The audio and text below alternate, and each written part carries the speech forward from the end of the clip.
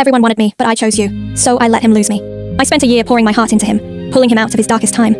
I loved him, but he only used me as a bandage for his ego, constantly reminding me I was lucky to have him. When he finally told me, even if I leave you, you'll come back, I decided to call his bluff. He thought he was irreplaceable. He was wrong. The moment he saw me, my name is Sarah. I met Mark during the darkest time of his life. A girl he was obsessed with, Chloe, brutally rejected him, sending him into a severe emotional spiral. He almost hurt himself. I was the friend who stayed up all night, talking him through his despair. I poured my energy, my time, and my heart into saving him.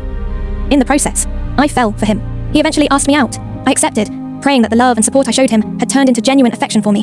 For the first few months, things were okay.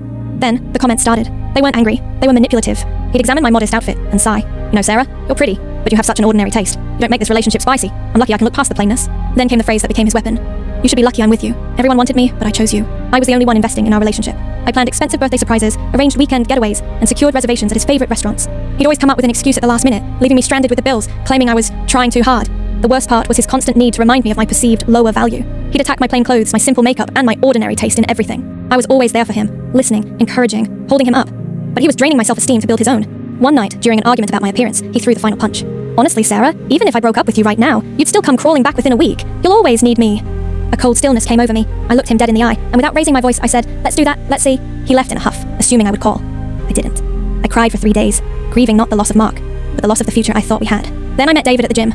We started as casual friends, going hiking and working out together. David was the complete opposite of Mark. He listened, he paid attention to my interests. When I spoke, he didn't interrupt to talk about himself. He asked follow-up questions. He made me feel fascinating.